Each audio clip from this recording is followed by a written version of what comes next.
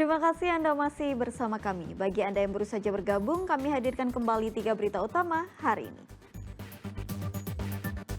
Pelaku pembunuhan terhadap sopir truk di kawasan Gerbang Tol Kramasan, Palembang ditangkap polisi.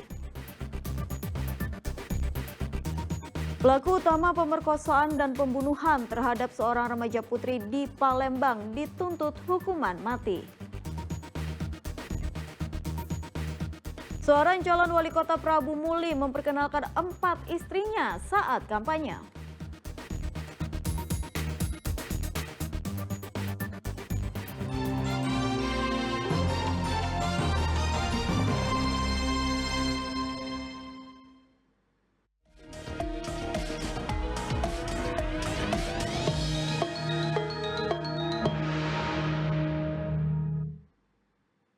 Seorang calon wali kota Prabu Muli memamerkan 4 istrinya di atas panggung pada saat kampanye di kota Prabu Muli.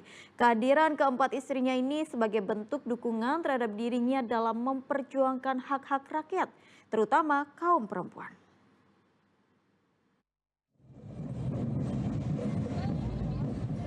Tidak perlu disembunyikan. Demikian yang disampaikan Arlan, calon wali kota Prabu Muli nomor urut 1, saat memperkenalkan 4 orang istrinya. Satu persatu istrinya diperkenalkan di atas panggung saat berkampanye di hadapan warga di Desa Sungai Mendang Cambai, Kota Prabu Muli.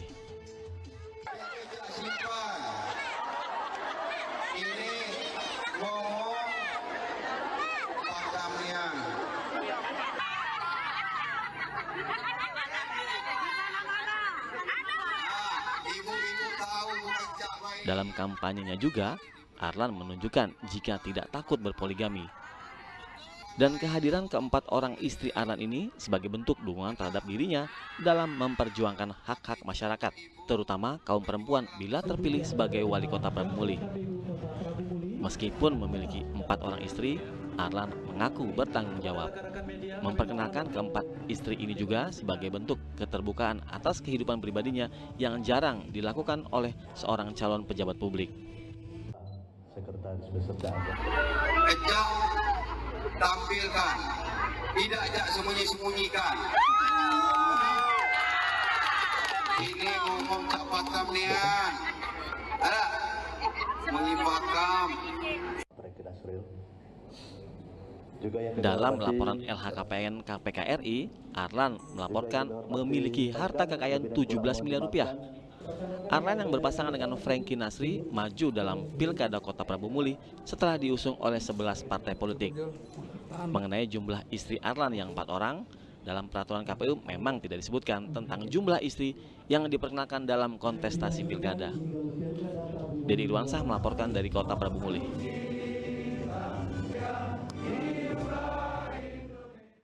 Bawaslu Provinsi Sumatera Selatan menerima 8 laporan terkait adanya dugaan pelanggaran pemilu kepala daerah Sumatera Selatan. Laporan ini nantinya akan diproses sesuai dengan mekanisme yang ada. Badan Pengawas Pemilu Provinsi Sumatera Selatan menggelar apel kesiagaan Bawaslu jelang gelaran Pilkada 2024 mendatang.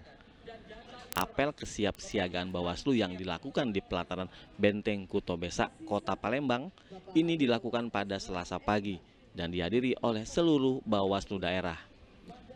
Terkait adanya pelanggaran pemilu, hingga hari ini Badan Pengawas Pemilu Provinsi Sumatera Selatan telah menerima sedikitnya 8 laporan dugaan adanya pelanggaran pemilu yang dilakukan oleh ketiga pasangan calon gubernur. Saat ini, tim Bawaslu masih melakukan pemeriksaan dan meneliti dugaan pelanggaran tersebut sebelum nantinya menentukan sikap. Iya, jadi laporan sudah ada beberapa yang langsung kalau untuk gubernur itu laporannya ke provinsi dan untuk kabupaten kota itu kabupaten kota yang menerima dan menindaklanjuti laporan karena undang-undang mengaturnya demikian. Untuk provinsi ada 8 laporan kalau tidak salah yang sudah masuk ke Bawaslu provinsi dan itu.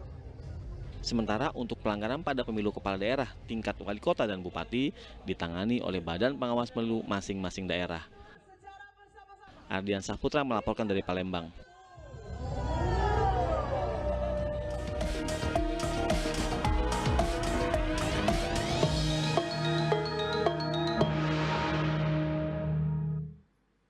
Harga emas naik di sejumlah toko emas di Kayu Agung, Kabupaten Ogan Komering Ilir.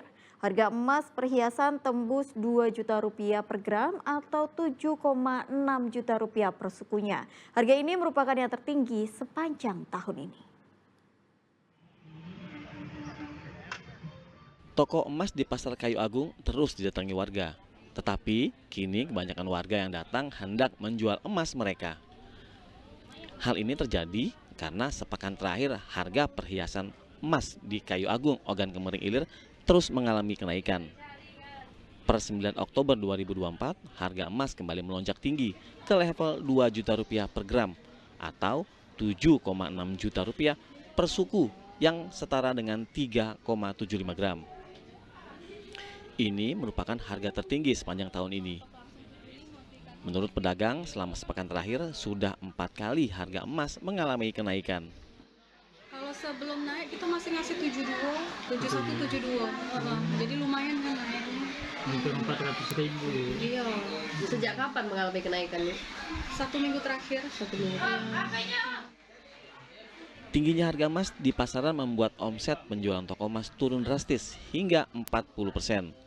Sebaliknya, orang yang menjual emas justru mengalami peningkatan 2 kali lipat dari biasanya. Warga memanfaatkan kenaikan harga emas untuk mengambil keuntungan dari investasinya. Dedi Irwansah melaporkan dari Kabupaten Ogan Komering Ilir.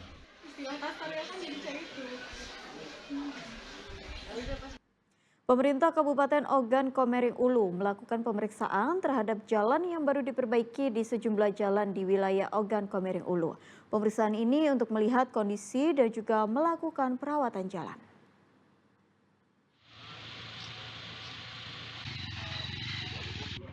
Sejumlah ruas jalan yang sempat rusak di Kabupaten Ogan Komering Ulu telah dilakukan perbaikan oleh Pemda setempat.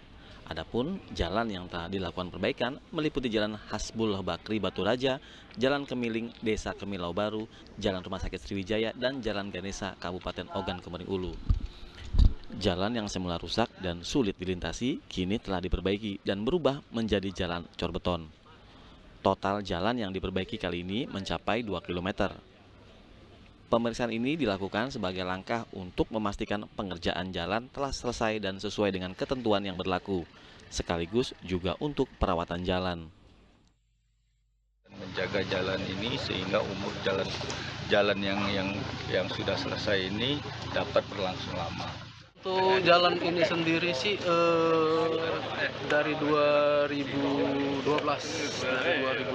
pembangunan, kalau nggak salah dari 2012 sampai dengan tahun 2023 kemarin baru terlaksana di 2024. Dengan perbaikan jalan ini diharapkan dapat membuat roda perekonomian masyarakat menjadi lebih baik. Karena infrastruktur jalan yang buruk dapat menjadi kendala masyarakat dalam mendistribusikan hasil perkebunan mereka ke sejumlah wilayah yang ada di Sumatera Selatan, termasuk Kota Palembang. Dedi Irwansah melaporkan dari Kota Palembang. Masih dalam rangka perayaan HUT ke-79 TNI, Lomba Kejuaraan Nasional Dragon Boat atau Perahu Naga 2024 akan digelar di Palembang. Lomba Perahu Naga kali ini diikuti oleh puluhan tim dari berbagai daerah di tanah air. Jelang Kejuaraan Nasional Dragon Boat atau Perahu Naga 2024, Panglima Koarmada 1 Laksamana Muda TNI Yos Suryono meninjau venue dayung Komplek Jakabaring Sport City Palembang pada Selasa siang lalu. Kedatangannya ini untuk meninjau kesiapan jelang kejuaraan yang digelar dalam rangka memperingati HUT ke-79 TNI yang digelar selama 2 hari. Nantinya peserta lomba perahu naga ini tidak hanya diikuti dari unsur TNI saja, namun juga dari masyarakat umum. Dipilihnya venue bekas Asian Games 2018 ini karena berstandar internasional. Sementara kesiapan dari pihak panitia sendiri telah mencapai 80%.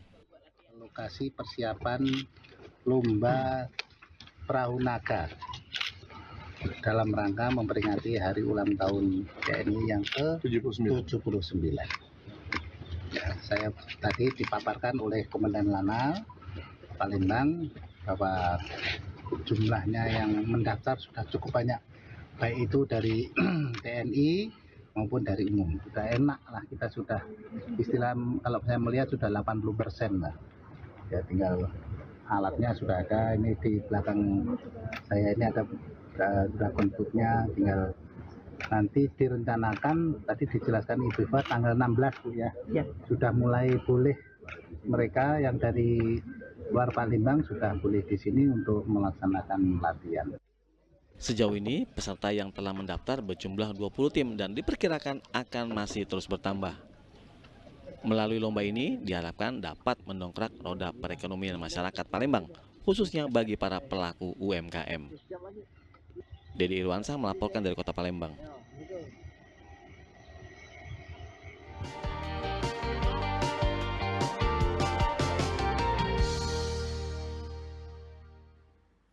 Laporan tersebut mengakhiri berita Palembang hari ini. Saya Tabita Putri, berterima kasih atas perhatian dan kebersamaan Anda.